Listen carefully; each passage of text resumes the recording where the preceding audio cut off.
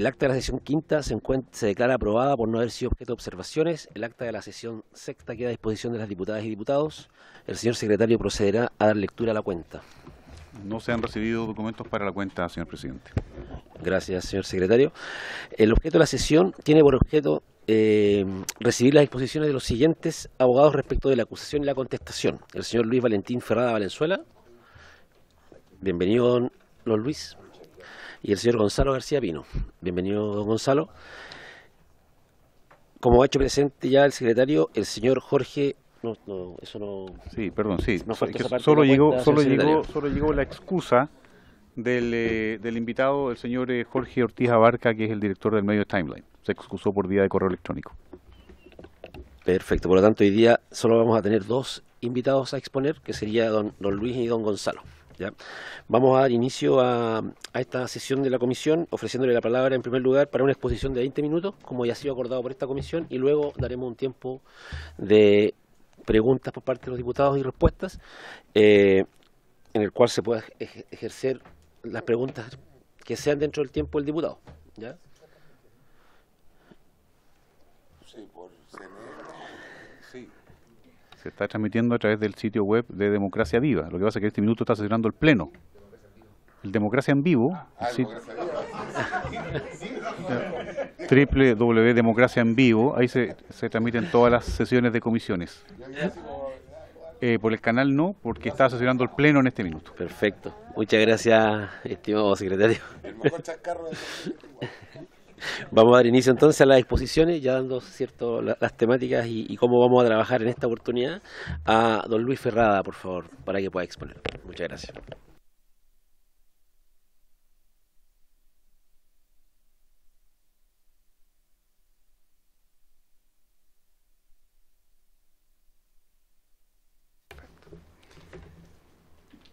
En primer lugar, muchas gracias, presidente, a usted y a todos los miembros, señoras diputadas y señores diputados, por darme la oportunidad de poder contribuir de alguna manera que les pueda resultar útil y eficaz para esclarecer del mejor modo la tarea que, de acuerdo con las normas constitucionales, les corresponde realizar al informar sobre la acusación constitucional que han deducido contra el ministro don Carlos Montes. Quiero decir, al iniciar, que lo que yo voy a presentar es una visión estrictamente jurídica y que puedo decirlo con sostenimiento, que lo que voy a decir lo haría respecto de cualquier ministro de cualquier régimen que estuviera acusado constitucionalmente. En lo particular me interesa mucho sostener la verdadera importancia y la naturaleza de lo que es una acusación constitucional en el orden y en la arquitectura constitucional de la República de Chile. Y esto no puede distinguir personas, ni corrientes, ni políticas, por respetables que sean. El buen uso de la acusación constitucional juega un rol de la mayor importancia en Chile,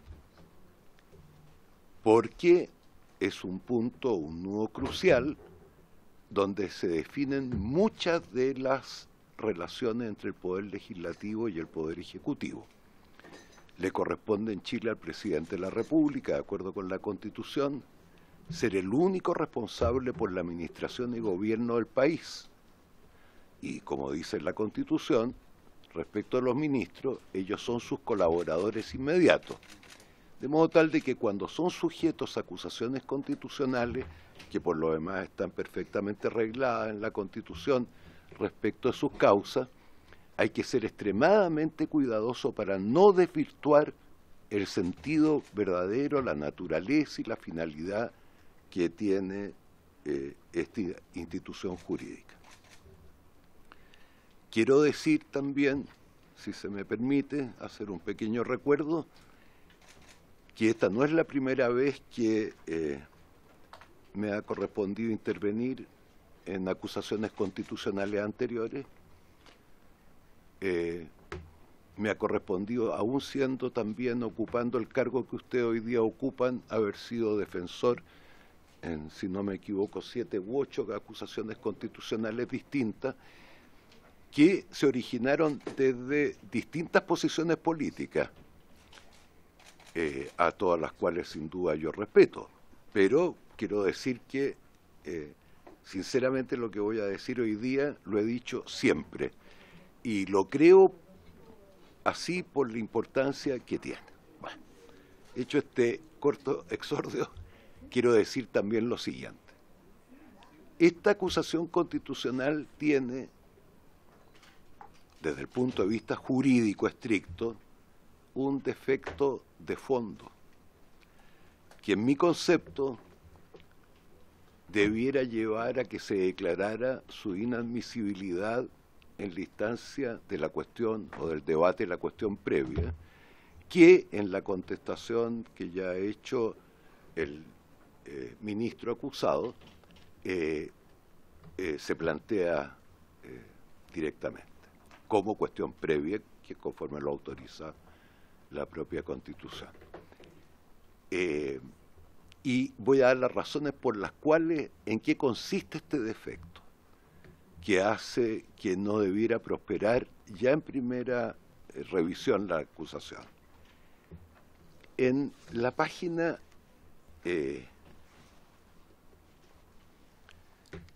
11, letra D de la acusación, en el párrafo final, puede leerse directamente que los señores diputados que sostienen la acusación y que la han redactado afirman que la responsabilidad de los ministros en este caso se trataría de una responsabilidad objetiva y no, como corresponde, y esta Cámara lo ha declarado en muchas oportunidades distintas, de una responsabilidad subjetiva, personal, directa, de la persona acusada.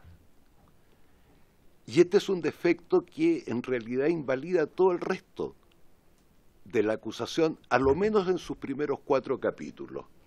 Hay un 5º capítulo al que me voy a referir, que salvaría de esta observación, pero que tiene otro defecto particular. Entonces yo voy a concentrar mi exposición en la forma más sencilla y breve posible en estos 2 temas.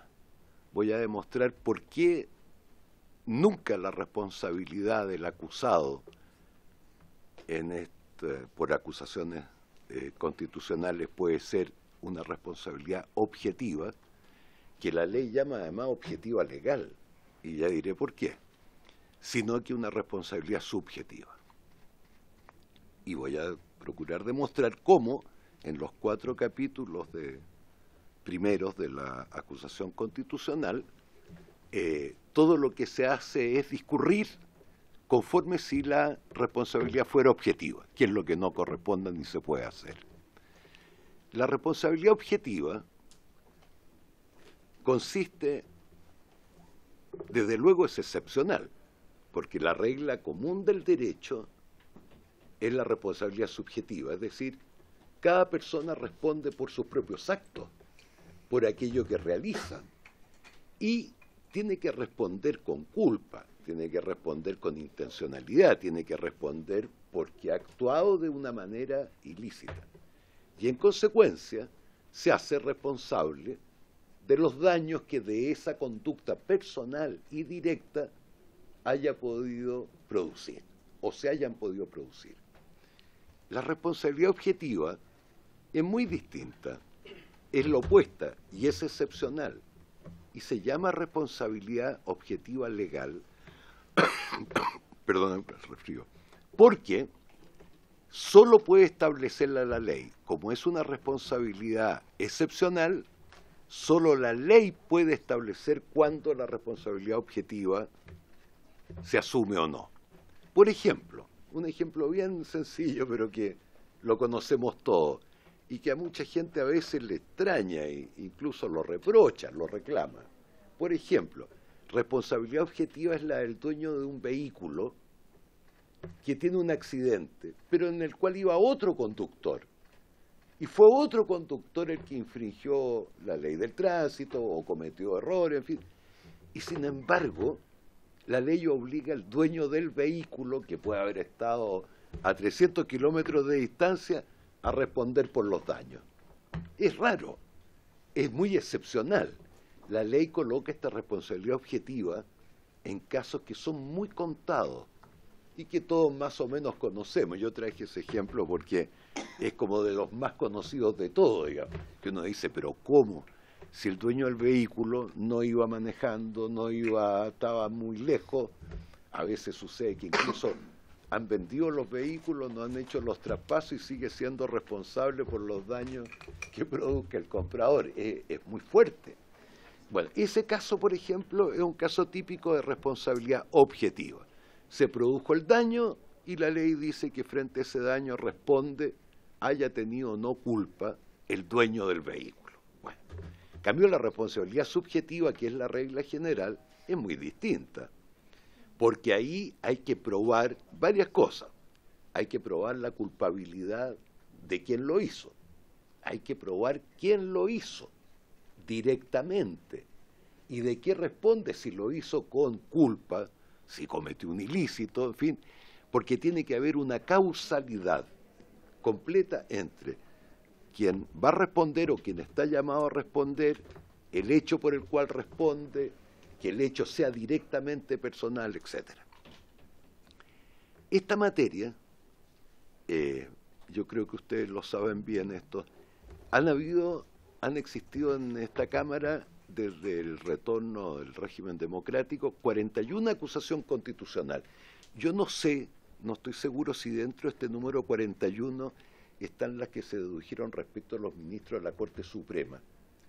Están, se contabilizan. Bueno, fueron 7 u 8 contra ministros de Corte Suprema. Ahí me tocó a mí ser el abogado defensor de los ministros y a Dios gracias que todas esas salieron excusados. Bueno, pero las otras, de las 41 restantes, hay 17, si mal no recuerdo, que se resolvieron ya en discusión de la cuestión previa, fueron declaradas inadmisibles. Y en otras que sí se tramitaron con un poco mayor trámite, aunque después fueron exonerados también, fueron famosas. Este tema de la responsabilidad objetiva fue no solamente tratado, discutido, sino que fue completamente sancionado. Hay como una doctrina en esto. No es algo que yo esté trayendo una suerte de interpretación personal, ¿no? Hay una doctrina. Hay trabajos que son muy notables. El profesor Noguera, por ejemplo, tiene respecto de esta materia un muy buen trabajo con motivo de la acusación constitucional a doña Javiera Blanco. También se discutió mucho esto en la acusación constitucional contra el presidente Ricardo Lagos, pero no era presidente, era ministro de Educación cuando fue objeto de la acusación. Bueno, y siempre se resolvió esto del mismo modo. La responsabilidad es subjetiva, es decir, las causales de infracción a la Constitución y las leyes que haya cometido el acusado tienen que haber sido cometidas por él directamente, personalmente y a sabiendas de haberlas cometido. Y en consecuencia, cuando uno lee los 4 primeros capítulos de la acusación, no me voy a referir a otros temas por la falta de tiempo y porque la defensa y la propia contestación de la acusación trata muy bien los temas, ¿no? Porque hay otros temas derivados allí. Pero en el eje central, en lo que interesa a lo que pudiéramos llamar la columna vertebral de la arquitectura de la acusación, los 4 primeros capítulos, todos ellos versan sobre hechos respecto de los cuales, que sin pronunciarme siquiera, no tiene nada que ver el ministro en cuanto a participación personal, ni quién lo haya causado, ni quién lo tenga culpabilidad alguna, ni siquiera hay participación de él directa.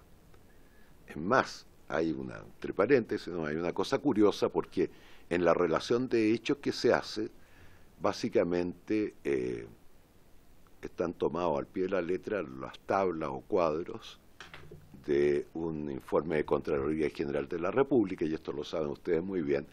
Y lo curioso es que la acusación se ciñe a un cierto número de reproches, todo idéntico, pero a cierto número de reproches que están comprendidos desde que el ministro acusado asumió. Pero la tabla se refiere a otros iguales reproches a régimen anteriores desde el año 2019 en adelante. Pero ese es otro tema, yo en eso cierro paréntesis, ¿no? El tema es así: si esta honorable comisión que ustedes integran con este encargo específico de informar la acusación hace una comparación entre los 4 primeros capítulos de acusatorio en que se hace consistir la acusación, y luego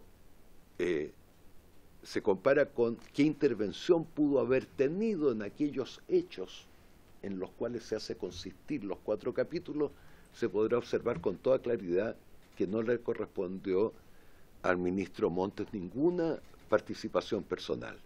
Y en consecuencia, a él se lo está, vamos a decir así, procurando condenar a través de la acusación por una responsabilidad objetiva que la ley no establece ni la Constitución en ninguna parte, sino que por una responsabilidad que no podría tener, porque si no intervino y la responsabilidad es subjetiva, personal, directa, no correspondería de ninguna manera, en consecuencia, que pudiera prosperar la acusación desde ese punto de vista.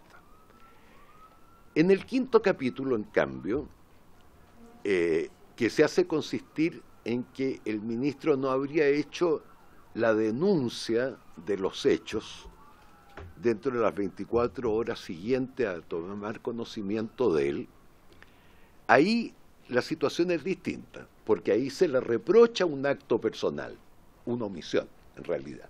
O sea, una infracción de ley o constitución por omisión, que es un acto negativo, digamos, que es muy distinto a los 4 primeros capítulos, es el único en el cual se acude a la responsabilidad subjetiva.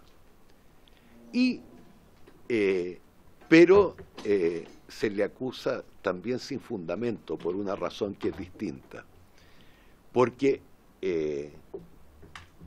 por varias razones distintas. Mire, primero, porque él, en principio, de acuerdo al artículo 175, que por lo demás no es solo el 175 que ellos invocan, para comprender si pudiera haber o no infracción, trata de todos los artículos que van en realidad del 172 al 176 hasta el 178 del Código Procesal Penal, y que trata, que el párrafo segundo, que trata de cómo se inician los procedimientos en el sistema penal nuestro actual.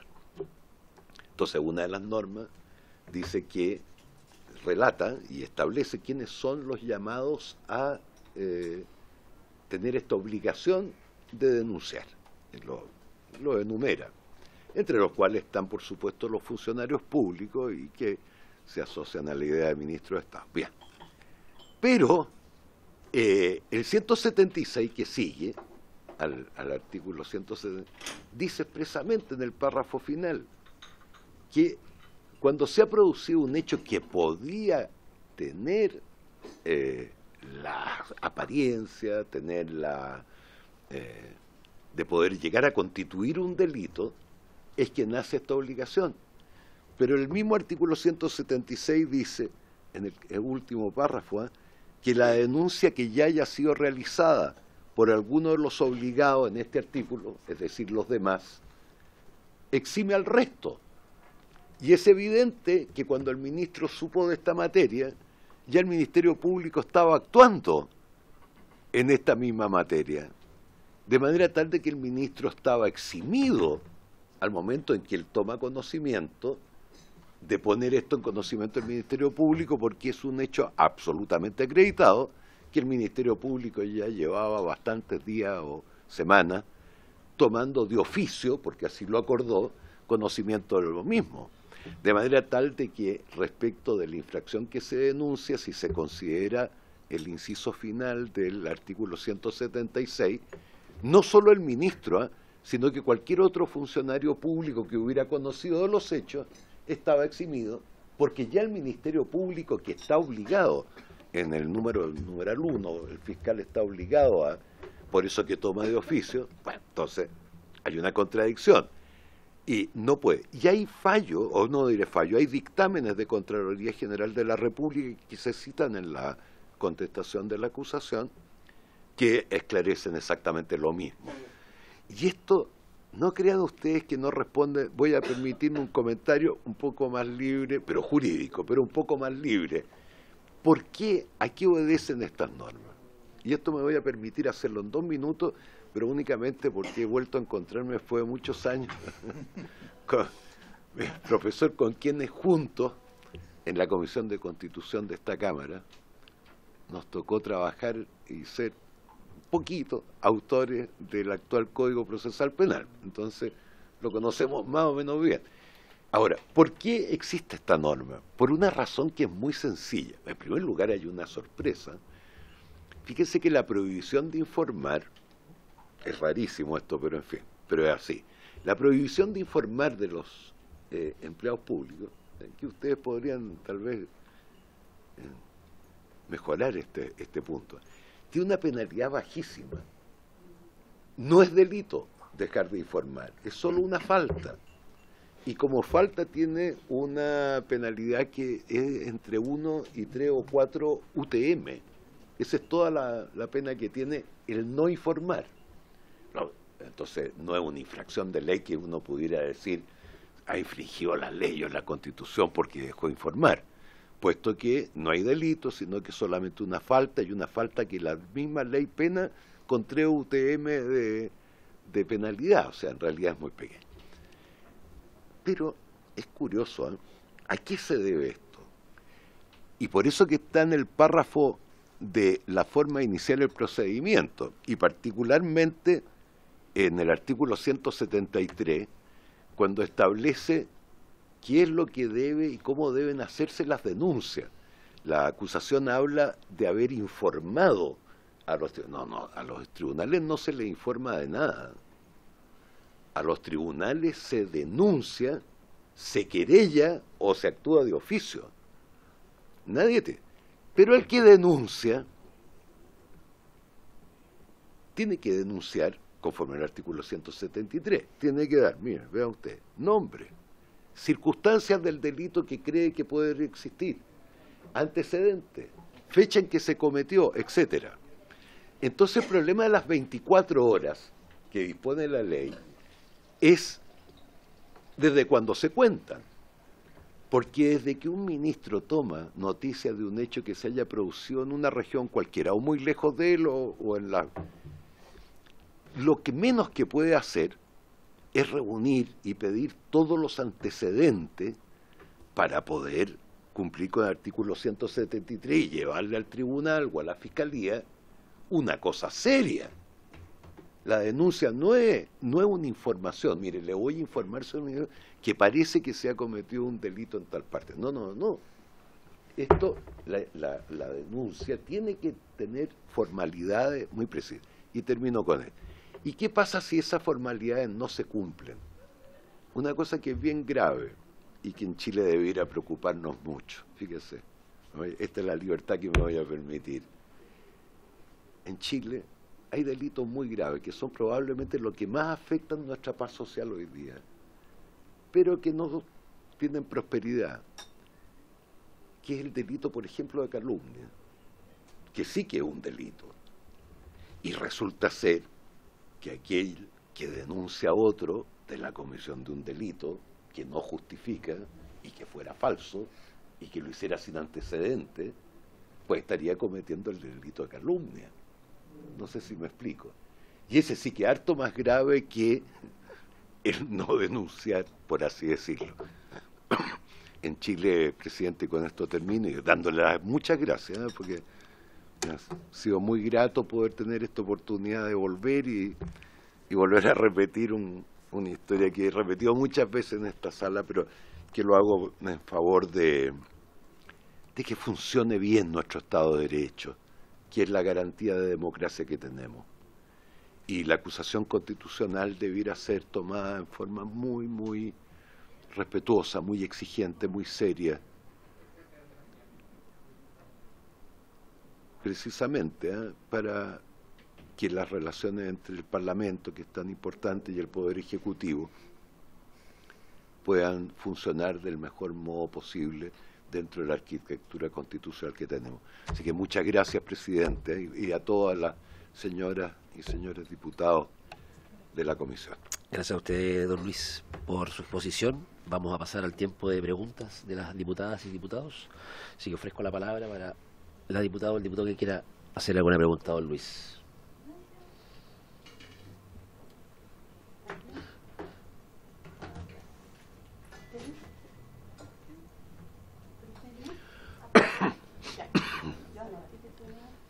Diputado Humada, sí. Bien, le damos la palabra al diputado Humada y después diputado Nullado. Perfecto. Muchas gracias, presidente. Bueno, agradecer la exposición. Si bien al escuchar hay varios detalles que se habla, ¿cierto?, de esta acusación. Ahí sí, ¿sí? Pero sin embargo, y haciendo caso a lo último que hablaba, ¿cierto?, de esto de que podría generar calumnias, el tema de acusar a alguien sin tener esta información, que en el fondo podría ser lo que podría haber hecho el ministro sin tener toda la información. Entonces mi duda es, entonces, ¿qué hacemos? No se denuncia. Después de todos los hechos que han ocurrido y de la información que se tiene, acá hay hechos reales y constitutivos de delitos. Y por eso hay una investigación que se está llevando a cabo, por ejemplo, con lo que está ocurriendo en Democracia Viva y con todo lo que tiene relación a lo ocurrido en Antofagasta. Y eso es grave. Ahora, responsabilidades, no cabe ninguna de parte del ministro, siendo él quien es responsable de esta cartera y quien tuvo información antes de conocerse públicamente lo que estaba ocurriendo con Democracia Viva. Él mismo lo dijo públicamente que puede ser en marzo o en febrero aproximadamente, que ya tenían información sobre denuncias que se estaban levantando por contrataciones que eran irregulares, que ya se lo habían hecho saber los trabajadores, que se había hecho una investigación. Luego, la subsecretaria también tiene información con respecto a lo que estaba ocurriendo también en la Seremi, producto de estos acuerdos de contrato con Democracia Viva. La Seremi, acá también se ha hablado mucho que la Seremi es responsable prácticamente de todo. Mi pregunta es, ¿quién es responsable de la Seremi entonces? ¿Cuáles son las responsabilidades que tiene el ministro Monte en todo lo que ha ocurrido? ¿Nadie? No, mire, perdón. Sí, Sí. para que lo pueda responder. Mire, yo voy a contestar Sí. lo que corresponde a lo jurídico, ¿ah? No me voy a meter en lo político porque no. Mire, lo que ocurre es lo siguiente. Una responsabilidad de poner los antecedentes ante la justicia o al Ministerio Público, o también a veces se puede en los tribunales de garantía penal, también se puede hacer. Esto es lo que dispone la ley. Tiene que ser muy cuidadosa. Primero porque tiene que cumplir los requisitos que la propia ley le señala, porque si no la denuncia no va a ser aceptada a tramitación. Pero enseguida, ¿por qué me refería a lo de la calumnia? Mire, esto va por cuenta personal. Este es un país que tristemente, porque no siempre fue así, nos fuimos enviciando con la calumnia, fíjese. Nos calumniamos mucho unos con otros. Y yo le atribuyo mucha importancia como abogado, como ciudadano, a que cuando se formulen las denuncias ante la justicia, se formulen con los antecedentes en la mano y con antecedentes serios. En Chile la calumnia es muy gratis y eso nos ha producido un mal social inmenso, sobre todo en ambientes a veces incluso políticos. En fin, ocupamos el arma peor que podríamos ocupar para mantener, desde luego, una cultura cívica alta, desde luego una paz social alta. Los chilenos nos hemos vuelto muy calumniantes y no lo probamos después. Y para peor, aquí tenemos un experto profesor de Derecho Penal, y para peor, los tribunales, como es una acción privada, tampoco, si usted viera los índices, se daría cuenta que por injuria y calumnia prácticamente hoy día es un delito gratis. Como lo es también otro que sería tan bueno que ustedes se ocuparan, el delito de usura, que sigue siendo demasiado gratis y ha producido en Chile, ha devastado al país en otros aspectos. Pero en fin. Entonces, la autoridad correcta, y este es mi punto, jurídica, es aquella que cuando adquiere convicción de que los hechos podrían llegar a constituir un delito, y es una convicción personal, es en el momento en que se inicia su obligación de las 24 horas. Pero para adquirir convicción necesita tener los antecedentes. Yo creo que usted podría ser, sinceramente, perdón, mañana ministro, subsecretario, ocupar un alto cargo público. Y en este país empiezan a llegar a usted los rumores y le empiezan a llegar las maledicencias, como se dicen en mi tierra, hierbas buenas. Es maledicente, señor Maese, ¿no es cierto? Este es un país lleno de maledicencia y usted no tiene ningún antecedente en que realmente soportar la denuncia. ¿Cómo y por qué se va a los tribunales y la hace? Sabiendo que va a causarle a la persona un daño y sabiendo que la denuncia podría no tener fundamento. Entonces ahí hay un juego. Y yo personalmente en eso soy más bien estricto. Yo creo que debiera ser siempre exigible, sobre todo frente a la realidad social que tenemos, que los antecedentes sean y los plazos correspondan a antecedentes muy serios que en cada denuncia se formule responsablemente ante la justicia. Eso para mí es casi sagrado, fíjese. Es un signo como de seriedad. Otra cosa son las cosas políticas, el debate político, eso está en otro ámbito. Pero la imputación de un delito, de comisión de delito, nosotros a veces en Chile, basta la publicación de prensa, de una nota de prensa, para dar por configurado el delito y por delincuente al que ha participado. Pasa el tiempo y después se demuestra que los hechos no eran así. ¿Quién pide disculpa en Chile? ¿Quién me comprende? Entonces, yo creo que el ministro actuó en forma muy responsable. Mire, de acuerdo con los antecedentes que hay, nada más que para precisar, el día 21, cuando el ministro se entera, 21 de junio, él dice, por eso que estaba citado, entiendo yo que la persona, el periodista o director del medio que dio a conocer la noticia, ¿ah? El 16, pero el ministro se enteró, puedo estar equivocado porque yo no he ido a ese detalle. Lo que quiero decir es que el día 26 sí que se conoce qué fecha cierta, y es que el ministro viaja a Antofagasta con un equipo de su ministerio y lleva todas las carpetas antecedentes para colocarlas en poder del Ministerio Público, como un signo clarísimo de colaboración con la justicia.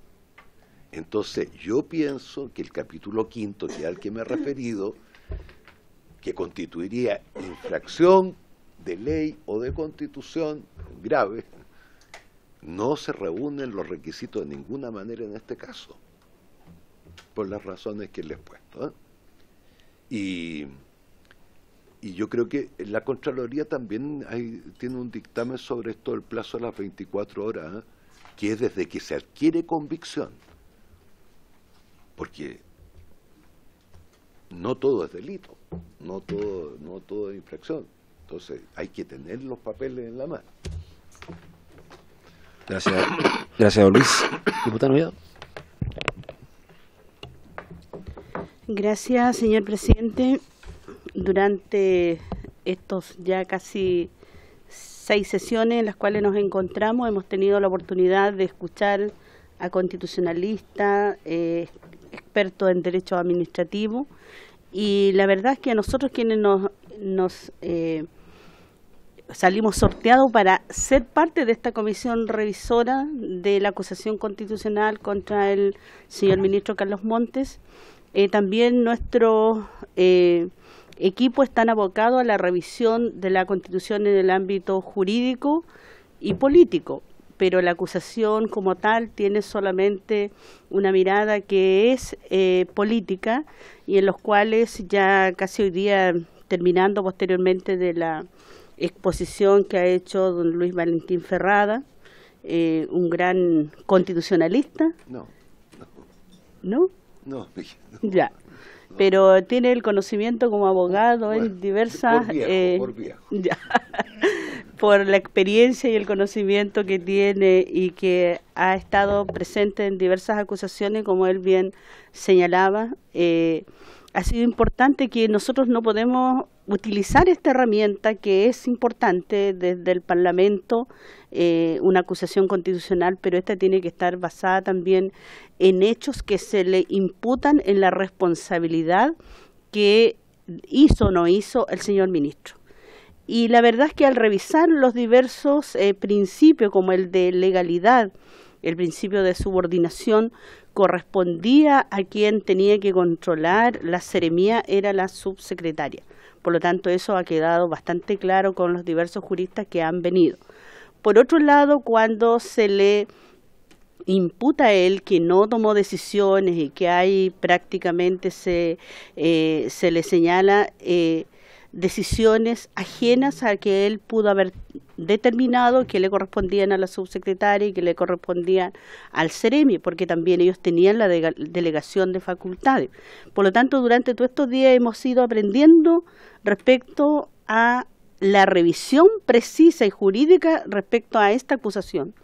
Y eso es lo que hoy día hemos estado ya concluyendo, que es una acusación que se debe declarar inadmisible por todos los antecedentes antes planteados por los juristas, por quienes somos parte de esta comisión que está revisando. Entonces, yo quiero llamar a las personas que se motivaron por realizarla, que no se pueden desanimar en decir que entonces esto no va a servir para nada. Hay que resguardar los intereses del Estado, pero eso también tiene que ser basado en el estricto apego a la Constitución y las leyes. Y aquí el ministro ha dado cumplimiento a la Constitución y a las leyes. Por lo tanto, cuando uno va a llevar en una acusación a un ministro, tiene que tener todos esos antecedentes que hemos analizado, los principios, los argumentos que se plantearon, y que ninguno de ellos era responsabilidad del señor ministro. Entonces, por lo tanto, los 4 capítulos anteriores que señala don Luis Valentín Ferrada, el último que pudiera habérsele imputado una responsabilidad, pero que no tenía la cabida para hacerlo por los antecedentes ya también expuestos, hace que finalmente esta acusación no prospere. Nos ha servido para conocer el funcionamiento del Estado, porque también hay desconocimiento absoluto respecto a la jerarquía, a quienes llevan el control interno y externo. Entonces, por lo tanto, también aquello hoy día nos permite tener una opinión clara con respecto a esta acusación constitucional. Y los antecedentes ya han sido esgrimidos claramente, y por lo tanto también las diversas exposiciones que han sido expuestas, la defensa misma del señor ministro y las revisiones mismas de cuáles eran aquellos hechos en los cuales se le imputaban a él, y que fueron también cuáles fueron sus acciones que el ministro dejó de hacer. Y aquí, lamentablemente, eso no hubo. Hay decisiones, y el ministro ha tomado decisiones para que esto no siga ocurriendo en el futuro. Eso significa que el Estado tiene que resguardar bien los recursos para todas aquellas personas que más lo necesitan. El señor ministro, consciente de aquello, ha definido un plan de habitacional en el cual él dio cuenta del déficit existente, pero también con respecto a este programa de asentamientos precarios, que era la prioridad, y por eso también la disposición del presupuesto. Así que yo me he quedado bastante conforme el haber tenido la oportunidad de ser parte de esta comisión, haber escuchado a todos los juristas y a todos los que han venido a exponer con mucha voluntad, como para dar una orientación y la revisión de los argumentos de los 5 capítulos de esta comisión, que por lo cual todos han señalado que esta debiera declararse inadmisible. Gracias, presidente. Gracias, diputada. Ofrezco la palabra, diputadas, diputados.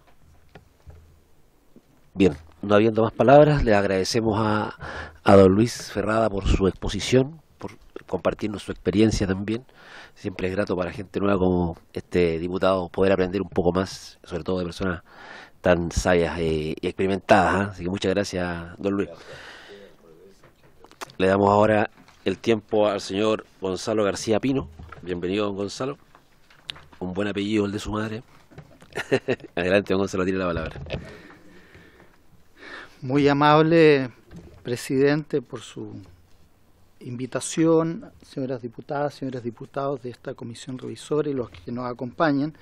Para mí es un honor poder colaborar en esta posibilidad de identificar algunas cuestiones jurídicas, pero también tengo la dificultad de ser el último en intervenir desde el punto de vista normativo. Quizás no tengo a esta altura novedades que identificar, pero voy a hacer un esfuerzo por centrarme en tres cuestiones que me parecen interesantes y centrales de las lecciones que uno puede asumir de esta acusación constitucional. Una primera cuestión que quiero centrarme es que a veces las acusaciones constitucionales se construyen sobre la base de una multiplicidad de vulneraciones a partir de un mismo hecho. Y en realidad esa construcción de multiplicidad de vulneraciones, me ha tocado por haber sido 11 años ministro del Tribunal Constitucional, esas vulneraciones también se dan en casos de inaplicabilidades, pero al final el conflicto está centrado en un par de asuntos. Entonces hay que saber distinguir cuál es lo central y cuál es lo accesorio. La segunda cuestión sobre lo cual me voy a centrar es el estándar de conocimiento constitucional de las acusaciones, en particular para sostener un argumento que defienda la noción de ultima ratio de conocimiento de las acusaciones constitucionales. Y finalmente voy a ir al corazón de esta acusación constitucional, que es el dilema del control jerárquico, con las conclusiones del caso. Lo central y lo accesorio. En lo central es evidente que esta acusación en su capítulo primero y segundo está referido al control jerárquico y a el incumplimiento de ese deber de diligencia por parte del ministro. Sin embargo, ya se advierten algunas cuestiones que pueden ser accesorias. Luis Valentín Ferrada avanzó ampliamente en la cuestión relativa a las denuncias, la omisión de denuncia de delito. Yo simplemente quiero agregar que no es primera vez que las acusaciones constitucionales imputan esta infracción.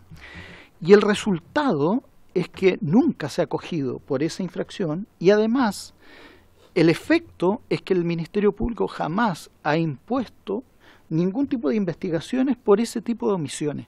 Entre otras cosas, por una cuestión bien central desde el punto de vista normativo, porque son imputaciones que no le corresponden a los ministros de Estado. No son deberes que, de acuerdo al 175 del Código Procesal Penal, ni al 55K del Estatuto Administrativo, los ministros de Estado estén particularmente obligados. No son funcionarios públicos ni son jefes superiores de servicio. Otra cuestión accesoria que hay que dejar es la referencia, por ejemplo, a que se imputan incumplimiento de deberes, como por ejemplo no entregar correos electrónicos, que el mismo Tribunal Constitucional ha estimado que es un efecto inconstitucional. Entonces, esa es una demostración de ir al fondo de la cuestión sobre control jerárquico. Pero antes, ¿cuál es el estándar de las acusaciones constitucionales? Se sostiene que es necesario rebajar el estándar. Yo después quiero sacar algunas conclusiones más del efecto general que tiene esta dimensión de las acusaciones. Nos encontramos frente a un procedimiento acusatorio con dos funciones distintas de las cámaras, nos encontramos con una obligación de estar sometido al debido proceso porque la propia Constitución ordena de dos maneras verificar a la Ley Orgánica Constitucional del Congreso el procedimiento de las acusaciones constitucionales.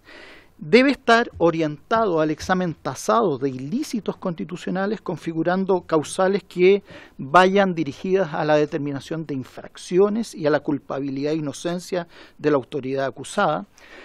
tiene dentro de la estructura de un procedimiento un filtro previo, que es la cuestión previa, que es una dimensión de admisibilidad propia de procedimientos de naturaleza sancionatoria. La acusación constitucional tiene evidentemente una finalidad sancionatoria, tiene por objeto suspender provisionalmente a una autoridad y destituirla cuando ésta se configure. Tiene adicionalmente una función inhabilitante de 5 años por el efecto de una inhabilidad que impone una privación de ejercicio de derechos fundamentales al funcionario que es condenado. En el caso, siendo un expresidente de la República, además lo priva de la condición de la dignidad oficial y tiene un efecto sobre una responsabilidad que es personal, que es subjetiva y que no es institucional. Y en esto quiero repasar 2 segundos una cuestión que me parece central. El listado de las normas de las personas sujetas, susceptibles de ser acusadas constitucionalmente, son nominativas, evidentemente que son determinables desde el punto de vista de cuál es la persona identificada, y uno podría pensar a raíz de la acusación constitucional, por ejemplo, de magistrados de los tribunales superiores de justicia, que un acto institucional, por ejemplo, una sentencia, pueden generar un efecto de responsabilidad. Bueno, ese tipo de cuestiones han sido desestimadas. Los efectos son de responsabilidad personal, subjetiva, jamás institucional. Esto supone una responsabilidad constitucional que no es excluyente de otras responsabilidades penales, administrativas, civiles. Y la responsabilidad política de los ministros de Estado está orientada en torno al presidencialismo. Después diré una conclusión a raíz de lo que yo entiendo que son algunas de las posibles frustraciones de uso del instrumento para decir, bueno, ¿qué nos queda? Yo voy a cerrar con ese argumento, el que nos queda. En términos estrictos, los estándares de las cuestiones sancionatorias deben ser los mismos criterios del debido proceso. Incluso una sentencia que fue la primera que trató las leyes orgánicas constitucionales del Congreso, la sentencia 91 en 1989, imputó un requisito y condición de debido proceso, que los acusados tuvieran abogado defensor. Una estructura de debido proceso supone que esta potestad administrativa sancionadora tenga el mayor alcance posible con los matices del jus puniendi. Y aquí obviamente que hay matices. Por ejemplo, hay un juicio por jurado, por poner uno de los matices. Esta es una cuestión de última ratio y sobre esto se ha debatido no solo en esta, sino que en múltiples acusaciones constitucionales de muchos ministros de Estado. Pongo ejemplo, Jorge Rodríguez el 2003, Luis Bate el 2004, Rodrigo Ginspeter el 2011, Carmen Castillo el 2015, Javiera Blanco el 2016, Marcela Ríos el 2023. O sea, cierro con el criterio estándar de última ratio. Vamos al corazón del problema. El corazón del problema tiene que ver con el control jerárquico. Y para examinar el control jerárquico, uno tiene que tener un cuadro administrativo y organizativo de todo el Estado. Y ese cuadro organizativo del Estado supone principios que son, de acuerdo a nuestra Constitución y ley, responsabilidad, eficacia, eficiencia, competencia, jerarquía, coordinación, probidad, transparencia y publicidad, participación ciudadana. Modelos centralizados, descentralizados, desconcentración. Y relaciones de autonomía y de control. Todo ese cuadro es complejo de decirlo, la articulación no es fácil. Y por ende, yo voy a identificar 3 maneras de relacionar el control jerárquico. La primera manera de relacionar el control jerárquico es de la organización desde la autoridad burocrática. Nuestra administración pública bebe de las fuentes de la administración pública de origen europeo, bebe de la organización burocrática definida por Napoleón desde la dimensión militar y se estructuró en la administración pública propiamente tal. Y quien la articuló desde el punto de vista conceptual fue Max Weber, y Max Weber dice que hay 3 fuentes de autoridad. La fuente tradicional, la fuente carismática y la fuente racional legal. ¿Para qué? Para una cuestión muy central. Para que el gobierno sea el gobierno de las leyes, no el gobierno de los hombres. Y ese gobierno de las leyes supone una construcción jerarquizada, con un modelo de organización que supone que la autoridad va definiendo a partir de secuencias de definiciones en segmentos de estamentos con competencias para ir configurando una decisión. Esa decisión tiene una función ascendente, tiene una serie de detalles, a veces hace lenta la burocracia, pero la hace gobierno de la ley, que es lo que importa. ¿Qué es lo que pasa? en el caso de la acusación constitucional. Sostuve, a partir del ejercicio de Max Weber, que esta es una cuestión relativa al ejercicio de la autoridad. ¿Qué pasa cuando hay un delito? Cuando hay un delito, lo que hay no es la autoridad de la persuasión de la norma y del cumplimiento.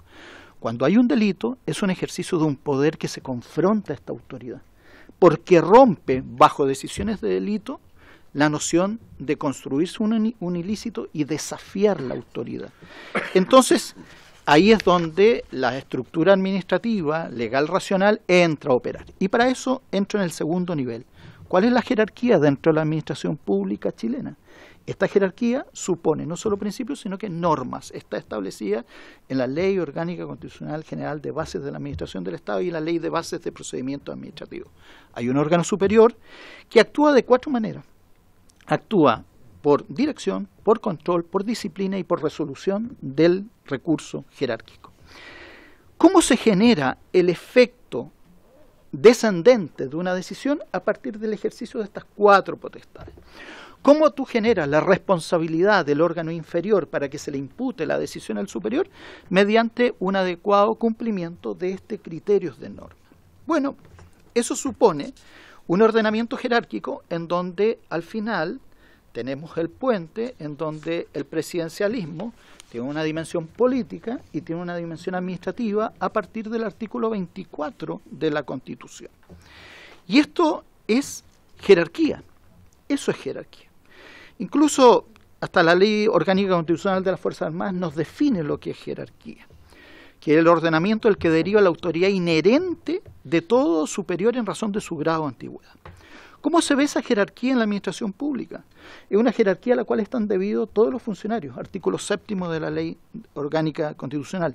¿Cuál es la responsabilidad de las autoridades? En el artículo 11 de la Ley Orgánica Constitucional, en el sentido de que dentro de su competencia las autoridades y jefaturas en los niveles que correspondan ejercerán un control jerárquico permanente. ¿Cómo se desarrolla esta potestad de dirección? A través de la determinación de directrices, circulares, órdenes. Y la potestad de control sobre el funcionamiento del servicio. Vamos a ir después, y voy a avanzar para hacer una exposición, este texto va a quedar a disposición de la comisión a efectos de su explicación. Pero es central una cuestión en definitiva. Uno de los últimos ejercicios de la dimensión jerárquica es reservar la posibilidad de que el superior total ejerza el recurso jerárquico ante el superior que corresponda. Y si el ministro tomara decisiones con antelación, incumple el principio de objetividad que ordena la ley. Y por ende, la interposición del recurso jerárquico, que es una cuestión que está pendiente de ejecución, es el resorte del cierre del ejercicio de facultades del control jerárquico. Vamos a ver adicionalmente una cuestión que es bien central, que es que aquí no solo opera el estatuto de los ministros y el estatuto de los subsecretarios respecto de quién asume la responsabilidad. La ley, la Constitución y su vinculación con la ley determinan una frontera relativamente clara en términos de que los ministros de Estado, ya lo sostuvo, son colaboradores inmediatos y directos del presidente de la República, y no solo son colaboradores, sino que también ejercen desde varios puntos de vista la dimensión y coordinación de la actividad política. En cambio, los subsecretarios, de acuerdo al artículo 24 de la Ley Orgánica Constitucional General de Base de la Administración del Estado, les corresponde, son los jefes superiores de los servicios y les corresponde la acción de los órganos y servicios públicos en su interior. Finalmente, no solo tenemos esta última parte de esta dimensión jerárquica, sino que la cuestión relativa a modelos de organización jerárquica administrativa en el territorio. Tenemos jerarquías en instituciones descentralizadas.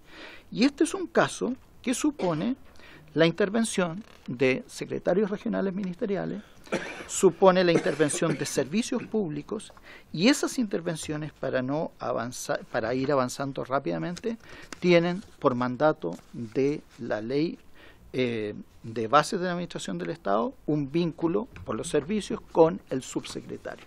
Y las seremías con el delegado personal y con el vínculo con el subsecretario.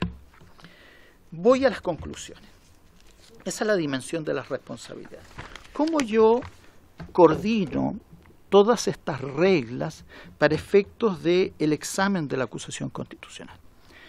Yo sé que uno de los problemas más acuciantes del derecho es imputar el incumplimiento de una omisión.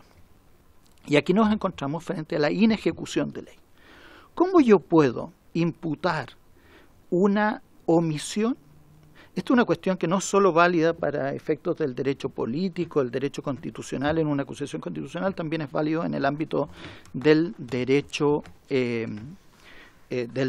penal, por poner un ejemplo. Esto supone identificar en primer lugar que la persona a la cual se le está acusando esté en una posición de garante.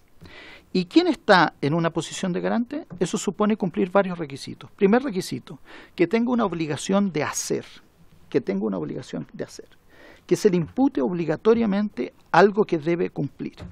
En este caso, la obligación de hacer no consiste en legislar, porque la causal supone la inejecución de una ley. Ya hay una ley.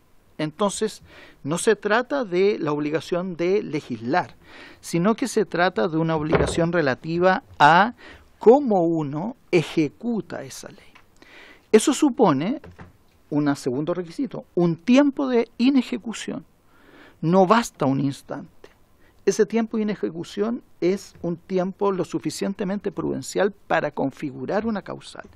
Esa omisión exige inacción y eso debe ser la mayor plausibilidad de la inacción. Sin embargo, esos plazos se pueden acelerar. ¿Cómo se aceleran esos plazos? Mediante procedimientos de advertencias de omisiones.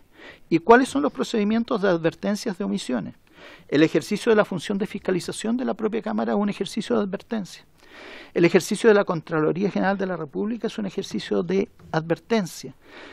Los informes que van ratificando una serie de conductas van delimitando en el tiempo la configuración de un deber.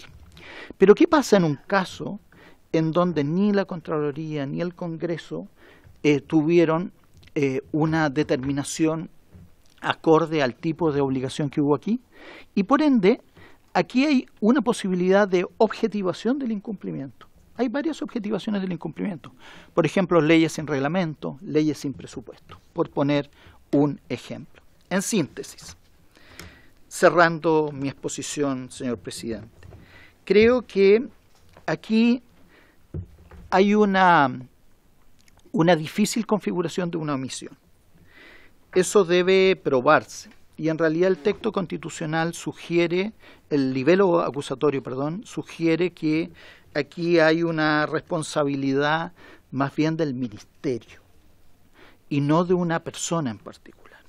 Y esa responsabilidad supone un ejercicio de responsabilización objetiva. Esa cuestión supone examinar cómo se vinculó con la estructura del poder jerárquico en la decisión. Por ejemplo, ¿hubo o no un poder de mando respecto de las directrices y normas? Este es un programa del año 2011, sostenido en una glosa presupuestaria, que es el eslabón más débil del sustento normativo legislativo chileno. Ese sustento legislativo incluso fue puesto en cuestión sobre la constitucionalidad de las glosas. El Tribunal Constitucional declaró la constitucionalidad de las glosas como el eslabón más débil. Bueno, ese eslabón más débil supone que hay directrices de mando respecto a este programa desde el año 2011. En cuanto al poder de control, a veces en el libelo hay algunos ejercicios de confusión entre delegación de firma y delegación de facultades. Sobre eso no voy a entrar. Pero la delegación de facultades de control no reside en el ministro, reside en el ejercicio de facultades de coordinación y jerarquía que están ascendiendo hacia la función de la subsecretaria. Respecto del poder de sanción, el poder de sanción se ejecuta mediante sumarios administrativos que están en curso. Y ya sostuve algo sobre el poder de interpretar el recurso jerárquico como la última facultad de la dimensión jerárquica. Esa facultad tiene que estar pendiente del ejercicio de las potestades del señor ministro. Ni un ministro ni de esa envergadura puede ser susceptible el mismo de este tipo de obligaciones. Cierro con una cuestión que en mi concepto es clave de esta acusación constitucional. Esta, si bien es la acusación constitucional, hay 41 acusaciones constitucionales, esta es la primera acusación constitucional después de 2 fracasos constituyentes. Y por ende, hay una cuestión que es bien central desde el punto de vista de quienes somos constitucionalistas y seguimos la dinámica normativa de nuestro país. La función de la desconstitucionalización que han producido algunas acusaciones constitucionales suponen reivindicar el sentido de norma que tiene actualmente la Constitución. Eso supone ser extraordinariamente precisos en el estándar constitucional de las acusaciones, en la identificación del grado de responsabilidades y en el procedimiento que permita un estándar válido para el futuro, para gobierno y oposición, para independientes y no independientes, para todas las personas que ejerzan estos cargos y otros en el futuro bajo un estándar similar, bajo un gobierno de las leyes, bajo un Estado de derecho constitucional. Se agradece, señor presidente, esta posibilidad de haber dado cuenta de estos criterios y cerrar desde el punto de vista estas intervenciones ante esta honorable comisión. Muchas gracias. Gracias a usted, Gonzalo, por su exposición, ¿cierto? Por los conceptos que nos entregó. Voy a ofrecer la palabra. Diputado Hirsch. Gracias, presidente.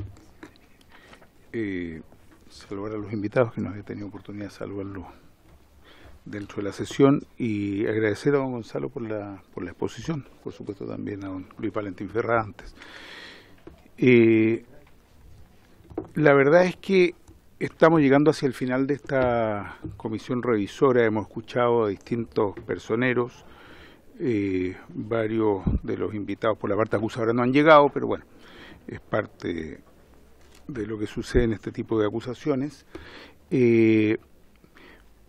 Pero se ha venido repitiendo, y yo creo que lo hemos escuchado todos, independiente de nuestra posición política, se han venido repitiendo por distintos profesores, académicos, básicamente constitucionalistas, pero también algunos que han estado acá, administrativistas y de derecho civil, y distintos profesores, en que estamos frente a una acusación que tiene problemas de forma, que ya lo hemos visto latamente, con detalles incluso que la hacen desprolija, como la falta de vínculo entre las notas y que éstas no existen, artículos mal citados, falta de número de páginas incluso, que dificulta a nuestro invitado incluso poder responderla, y una serie de otros detalles. Pero sobre todo nuestro tema, sobre todo es el fondo, y en el fondo hay varios capítulos, y cada uno de estos tiene errores que me parece que son errores conceptuales, que a estas alturas uno puede estar de acuerdo o no de acuerdo con una acusación, pero no pueden contener elementos que no se ajustan a lo que establece la Constitución y la ley. Uno de los aspectos que ha mencionado el profesor es el de la omisión de denuncias, si el ministro debería haber denunciado o no, y ha quedado claro a esta altura, porque así está establecido, que no es posible denunciar cuando simplemente se escuchan rumores, datos, comentarios respecto de situaciones, no solo como decía antes los ministros, creo que lo decía el profesor Luis Valentín Ferrá, sino que nosotros los diputados y diputadas estamos todo el día escuchando, nos llegan una cantidad de mail, mientras estoy en esta sesión ya me han llegado varios, de gente que dice que en mi barrio pasó tal cosa, y bueno, yo tendría que tener a un fiscal acá dedicado, digamos, y sacar números, porque estamos permanentemente escuchando. Por cierto, a veces tratamos de averiguar un poco más, por cierto, corresponde a nuestra labor, pero lo que no podemos es denunciar sin tener la convicción y el convencimiento de que hay un delito, porque si no, incluso podemos llegar a cometer delito nosotros al denunciar cuestiones que no son tales.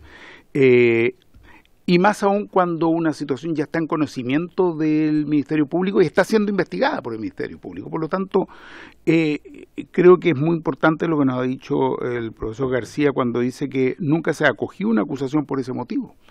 Y claro, uno entiende que no se han acogido por ese motivo y que tampoco el Ministerio Público ha actuado a partir de este motivo contenido en una acusación.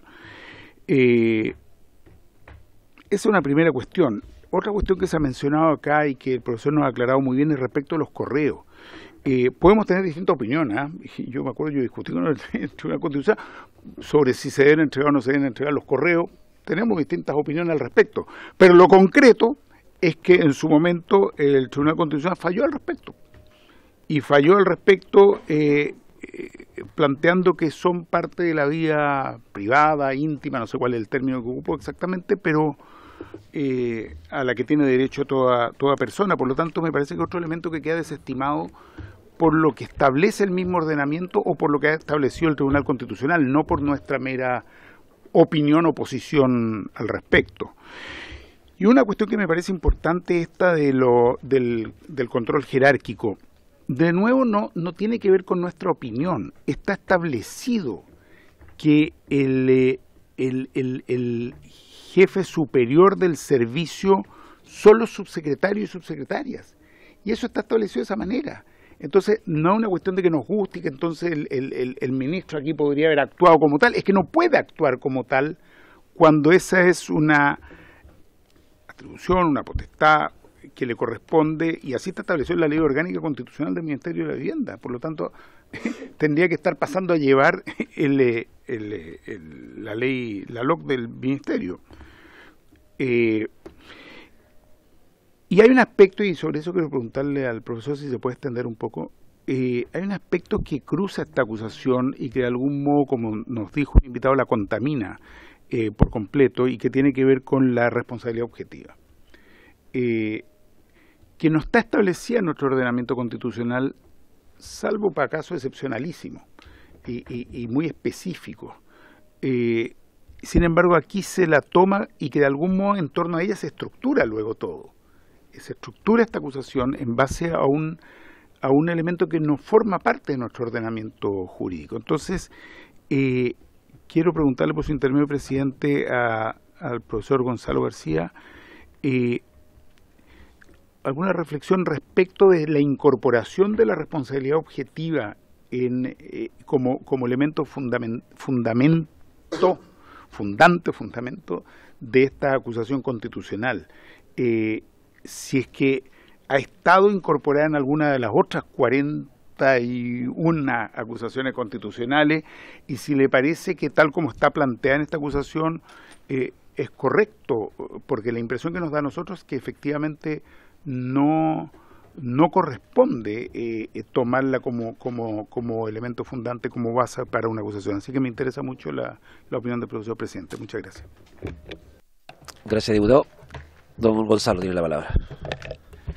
Gracias, presidente, por su intervención. Sí.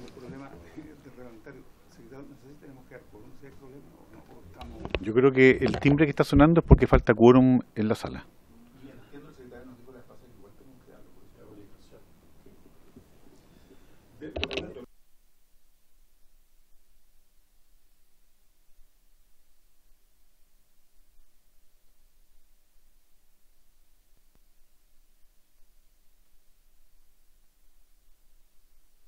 Gracias, presidente, señor diputado. Bueno, un par de reflexiones. Primero, yo creo que en esto uno debe atenerse a ser lo más institucional posible. Y cité el caso de correo electrónico, no sé, sentencia 2146, respecto a la cual yo estaba en desacuerdo. Tengo un voto de minoría. Aunque no es válido para todos los correos electrónicos, hay que ir examinando asunto por asunto, en términos estrictos. Pero claro, aquí nos encontramos frente a una definición de sentencias y uno debe respetar parte del ejercicio de la institucionalización, es respetar la sentencia, y me parece que doy respuesta desde ese punto de vista. Pero me centro en el dilema de responsabilidad objetiva. La responsabilidad objetiva no es que sea un debate de la Constitución, es un debate del ordenamiento general. La responsabilidad objetiva no es una regla general. Jamás se presume la responsabilidad objetiva. La responsabilidad objetiva es completamente excepcional. Nunca es posible configurarla sin una predeterminación de alguien, sea de la Constitución, sea de la ley. Debe establecerse legalmente, no puede deducirse de una actuación institucional del Ministerio. Y por eso ha sido reservada a cuestiones en donde no hay otra fórmula de solución. Estoy pensando que para accidentes nucleares hay un ejercicio de responsabilidad que es de naturaleza objetiva. Ese tipo de dimensiones en donde es francamente inescapable el tipo de vínculo que tiene esa dimensión. Sin embargo, en este caso, me parece, y aquí está el ejercicio del estándar de la acusación constitucional, me da la sensación de que a lo largo se ha utilizado la expresión de que contamina transversalmente la acusación constitucional, y en el fondo sí, por una cosa, porque vale la pena reexaminar el parámetro constitucional, y el parámetro constitucional supone el examen de la norma, y aquí es bastante nítido en mi concepto que no puede haber una responsabilidad institucional, son nominativas de las personas. Y por eso puse el ejemplo de la única hipótesis que podría ser colectiva. Un ejemplo de magistrados superiores de una misma sala tomando una decisión. Las cuestiones jurisdiccionales no son una cuestión de una acusación constitucional desde este punto de vista. Uno podría sacar conclusiones que son abstractas sobre responsabilidades de, no sé, generales en un conflicto o de almirantazgo pero ese tipo de responsabilidades también deben ser subjetivas, personales, ser identificadas en torno a una relación de causales, porque uno no puede establecer el estándar más bajo, que es acusar sobre la base de una supuesta vulneración de principios. Aquí debe haber, por la naturaleza de la causal, vulneración de normas. Y esas normas deben estar predeterminadas claramente desde el punto de vista legal. Gracias, don Gonzalo. Diputado Laverde tiene la palabra. Muchas gracias, agradecer a los expositores, a don Gonzalo García, quien fue el último expositor. Yo, más que una pregunta, quiero ver si podemos hacer algunas reflexiones, tomando en cuenta que vamos llegando a lo último, y hemos recibido abogados de toda índole, digamos, expertos constitucionales, etcétera. Pero yo creo que dentro de esta comisión revisora, una de las cosas que yo me llevo, porque aquí todos los días se aprende, sobre todo en el Parlamento, sobre todo aquellos que somos más nuevos en este oficio, me llevo algo muy importante que tiene que ver con algunos parlamentarios que en algún momento quisieron votar esta Constitución, la quisieron eliminar, hoy día la defienden aferramente, en donde algunos parlamentarios también, porque estamos de acuerdo que de repente cuando una Constitución se manosea como se manoseó, y usted puede estar de acuerdo conmigo, en los retiros del 10%, que fue algo totalmente inconstitucional, que aquí los parlamentarios lo declaraban constitucional, cuando parlamentarios, con tal de que llegara un parlamentario a poder votar a altas horas de la noche, habla durante 15 horas, cualquier cosa menos del fondo de la acusación constitucional. Estas son las cosas que espero que en este contexto nos sirva para el futuro, para empezar a respetar una de las constituciones que más legitimidad tiene. Me da la impresión que en la historia, no sé, a lo mejor ustedes que son más ilustrados que uno probablemente nos puedan ayudar, y esa es la primera pregunta, que tiene que ver con la Constitución. Si esta Constitución es de las constituciones más valorada o más ratificada por la población que otras constituciones, tanto a nivel nacional como a nivel internacional. Y para ir cerrando, creo que es tremendamente importante entender que acá el ministro Monte es responsable político. Y esta es una cámara política. Porque la pregunta que se la hemos hecho a otro abogado es ¿qué otras herramientas tenemos los parlamentarios para poder hacer nuestro rol fiscalizador? Más allá de un oficio, más allá de poder hacer una interpelación o una investigadora, etcétera. Pero salen varios documentos que la acusación constitucional tiene que ser el último ratio. Ok, para algunos parlamentarios que firmaron esa acusación, Ese es el último reto. Puede tener diferencias, hay algunos parlamentarios que han dicho acá por su intermedio, señor presidente, que está mal compaginada, que se citaron códigos equivocados del Código Penal. Puede ser. Y eso lo veremos en consecuencia. En la tarde votaremos. Pero lo que aquí hay, y esta es una de las preguntas que yo le quiero hacer, cuando un ministerio es allanado, cuando un ministro tiene que salir con las carpetas a colaborar por la justicia, porque colaboradores, gente que jerárquicamente dependen de él, más allá que hay, digamos, escalones, el subsecretario, porque aquí no me queda una duda. Entonces, finalmente, según lo que se ha dicho, ¿a quién se debió haber acusado constitucionalmente al presidente de la República? Que es el único que tiene responsabilidad política, pareciera ser. Entonces, para seguir ilustrando a esta comisión revisadora,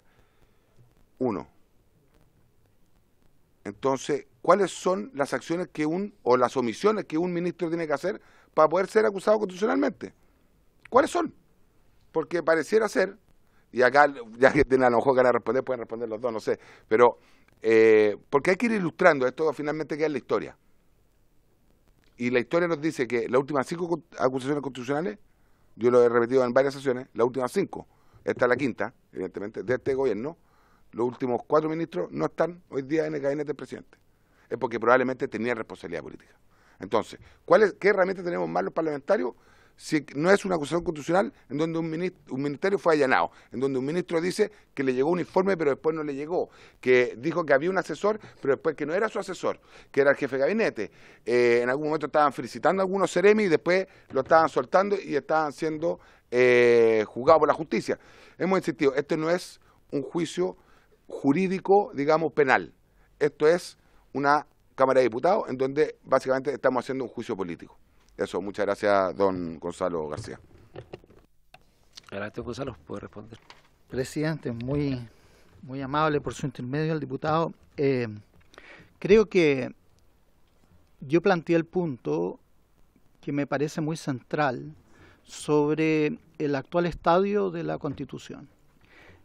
La Constitución original tiene un 23,6% de las normas que se mantienen. El 66 y tanto por ciento ha sido reformado. No hay un capítulo de la Constitución que no haya sido reformado. Todos los capítulos han sido reformados. Tenemos 2 procesos constituyentes. Esta Constitución ha tenido 5 procesos plebiscitarios a lo largo de su historia, 88, 89, 2020, 2022, 2023. Hay un ejercicio de la historia constitucional y el pueblo de Chile en diciembre 17 cerró la discusión constitucional hasta quién sabe cuándo. Y es bastante evidente que no hay ninguna opción de determinación de una cuestión de esa naturaleza. Esta Constitución ha sido susceptible de 70 leyes de reforma constitucional. Eso no es normal en el mundo. No es normal en el mundo constitucional este nivel de reformas constitucionales. Eso quiere decir que es una Constitución muy susceptible de modificaciones y parece ser que es necesario configurar una estabilidad de esta Constitución. Y uno de los mecanismos para estabilizar la Constitución es justamente el respeto del régimen político. Las acusaciones constitucionales que suponen ejercitar la responsabilidad política de los ministros es cambiarse de régimen. Ese es el punto, el problema central. Y ese problema central supone una mutación constitucional. Y por eso que en este ciclo lo que yo creo que corresponde en el ejercicio de la dimensión del estudio del derecho constitucional, es decir, no podemos cambiar nuestro régimen político sin definiciones del poder constituyente y no por actos de diversa naturaleza que han concurrido a esta modificación. Y por ende, en este estadio es el que estamos hoy. Y ese estadio supone que esta acusación constitucional puede inaugurar un ciclo diferente. El que haya acontecido en el pasado configuraciones de acusaciones constitucionales que han determinado un resultado, no quiere decir que ese necesariamente sea el resultado que se predetermina de aquí en adelante. Yo entiendo que el ejercicio de responsabilidad política al final supone una determinación de un acto por acción u omisión. El interponer una acción constitucional es un ejercicio de también inhibición política. Es un ejercicio de control a distancia, por decirlo de una manera, aunque no prosperen estas acusaciones constitucionales, aunque no prosperen. Sin embargo, no podemos cambiar el régimen político, no podemos cambiar la voluntad de quien determina la voluntad de nombrar y remover a los ministros de Estado, y creo que esa es parte de la cuestión que está en juego.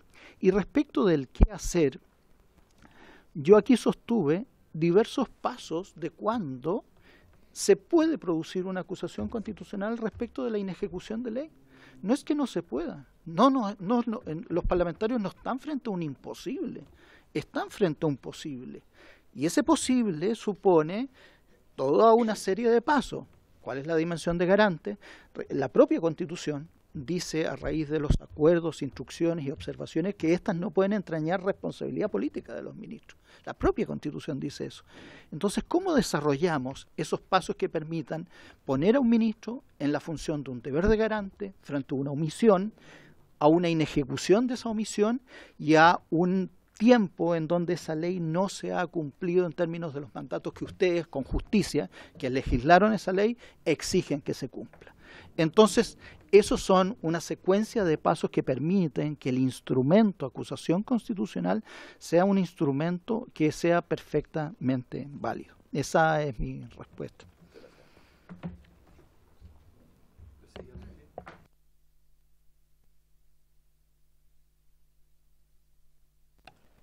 Gracias, don Gonzalo. Diputado Naranjo, estaba aquí.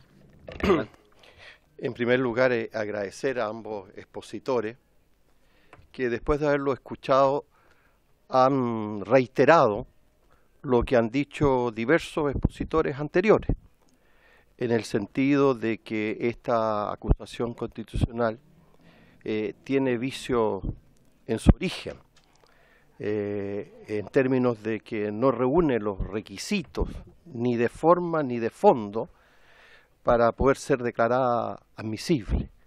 Y una cosa que es importante, presidente, reiterarlo.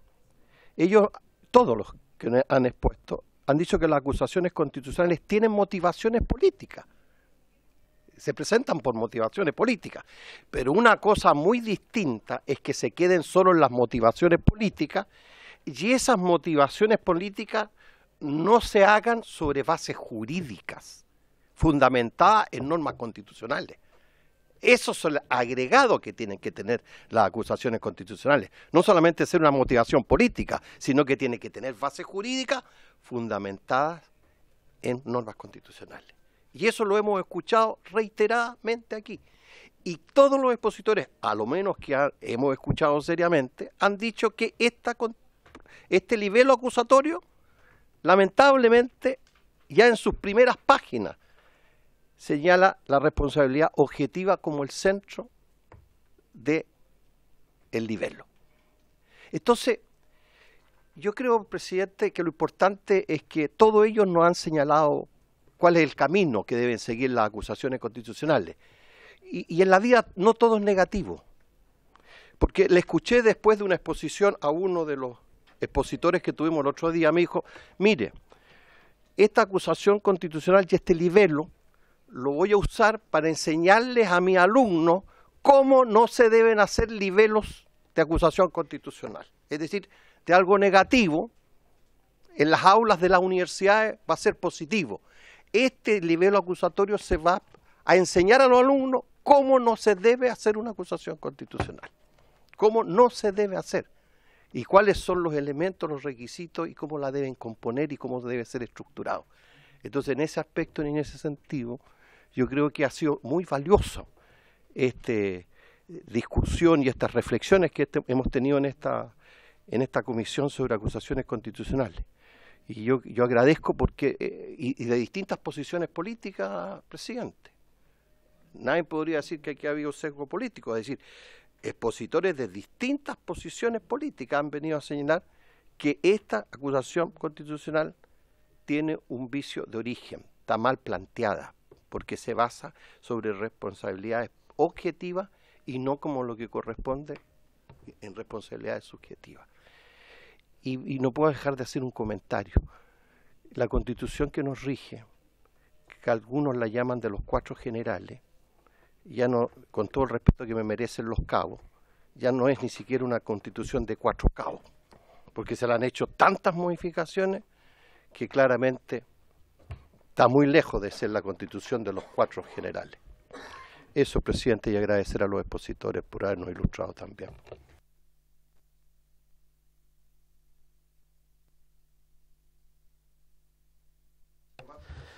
Bien.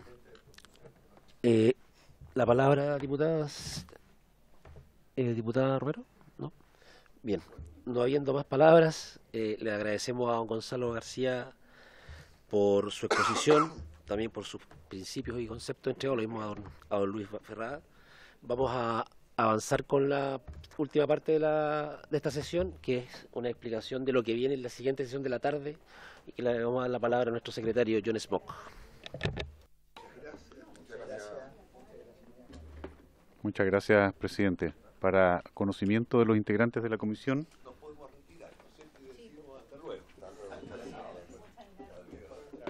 la próxima sesión, que es la sesión octava, les recuerdo que está citada para hoy a las 15:15 horas. Y en esa sesión corresponde votar la procedencia de la acusación constitucional. Según lo ha acordado previamente esta comisión, cada integrante tendrá 10 minutos para fundamentar su voto. Como en las comisiones permanentes, el orden de la votación será alfabético y el presidente votará al final. Hago la precisión de que solo se vota la procedencia de la acusación. No se vota cada capítulo, es una tarea que corresponde después en el Senado. Y tener presente también que si la comisión llegare a aprobar o recomendar al Pleno aprobar la acusación, también hay que elegir un diputado o diputada que la sostenga ante el Pleno en la sesión de mañana. Y finalmente recordarles que, como ya lo hemos hecho presente, que hasta 30 minutos después de finalizada la sesión de la tarde tienen que hacer llegar a la Secretaría por escrito en documento electrónico la fundamentación de su votación. Eso es, presidente. Gracias, señor secretario. Le damos la palabra al diputado Lavey y después al diputado Hirsch. Presidente, agradecer, primero, agradecer al secretario por ilustrarnos. Pero una pregunta al secretario, por su intermedio, presidente. Tengo entendido que el de aprobarse y recomendarle a la sala, aprobar la acusación constitucional, puede ser cualquier parlamentario que quiera defenderla, ¿no? O sea, básicamente defenderla en el hemiciclo. No necesariamente tiene que ser alguien de la comisión. Tengo entendido que es así, ¿no? Sobre esa pregunta, estimada comisión, el artículo 44 de la Ley Orgánica dice que si el informe de la comisión recomienda aprobar la acusación, se dará la palabra al diputado que la mayoría de la comisión designe para sostenerla. No establece un límite, no explicita si es o no integrante de la comisión. Tradicionalmente se entendía que debía ser integrante de la comisión, pero ha habido casos en que la comisión también ha elegido para sostener la acusación ante la sala a un diputado o diputada que no es integrante de la comisión. Esos casos sí han sido con la siguiente restricción de que se trata de a lo menos un diputado o diputada que ha sido firmante del libro acusatorio. Diputado Hirsch, tiene la palabra. Gracias, presidente. Primero, una duda. ¿Es a las 15 o a las 15:15? A las 15:15. 15:15. Bien. Esa es la primera pregunta. La segunda está convocada hasta las 17, pero es solamente para votar. Quiero dejar preguntar esto, por lo menos para que quede explícito. Entiendo que, por lo tanto, las únicas palabras que van a haber van a ser las 5 palabras de los y las diputadas de la comisión para votar con un máximo de 10 minutos. Por tanto, esa sesión no deberá durar más allá de eso, pero digamos, parten claro, no es que se interviene por otras materias, otros temas agregados, ni nada por el estilo. Así es. Como dice el señor Hirsch, presidente, por su intermedio, esta sesión tiene a diferencia de las que hemos celebrado hasta este minuto, un objeto muy preciso, y es solamente que los integrantes fundamenten su voto, nada más. Y en todo caso la hora de término es meramente referencial, porque la ley orgánica establece que esa sesión se levantará solamente cuando finalicen las votaciones a que haya lugar. Gracias, diputado. Secretario, una consulta de mi parte. Si se rechazara acá en la comisión, ¿qué sería el protocolo a seguir? Y mañana en la sala, ¿qué nos correspondería a los integrantes de la comisión como participación? Lo primero que hay que tener presente es que si en la sala el acusado o su abogado plantean la cuestión previa, la sesión de la sala se aboca a ese tema primero, en la cuestión previa la formula el acusado o su abogado, y después se da la palabra a los integrantes de la comisión. A los 5 integrantes de la comisión, si es que se deduce la cuestión previa, esto independientemente de que aquí se apruebe o rechace, mañana en el pleno, si hay cuestión previa, intervienen los 5 integrantes de la comisión en el pleno, después de la intervención del abogado del ministro. Es sobre la cuestión previa. Así es. No tiene tiempo en el pleno. No tiene tiempo en el pleno. Y luego el pleno tiene que votar la cuestión previa. Si se acoge la cuestión previa, la acusación se tiene por no interpuesta, y si se desecha, se entra al fondo. Luego ahí cobra importancia entonces si la comisión ha planteado la aprobación o el rechazo de la acusación. Si recomienda aprobar, se le da la palabra al diputado que la comisión elija para sostenerla ante el pleno, y luego a la defensa. Eso en el fondo, ya sí, pasamos a la cuestión previa. Y si se rechaza la acusación, si la comisión recomienda rechazar la acusación, bueno, en el pleno se dará la palabra a alguien que la sostenga, algún diputado o diputada que la sostenga, y luego la contestación del afectado. Diputado Hirsch. Sí, yo entiendo en ese sentido que es igual el procedimiento, digamos, si se aprueba o rechaza en cuanto a las palabras. La pregunta es si en ese segundo caso que acaba de mencionar el secretario, también es una mayoría de la comisión la que elige al diputado, es decir, si la forma de definir quién va a hablar es la misma. No le corresponde a la comisión definir a alguien que la sostenga en el caso de que la comisión proponga rechazarla. El pleno, digamos, los acusadores. Los acusadores. Claro, pero no es competencia de la comisión.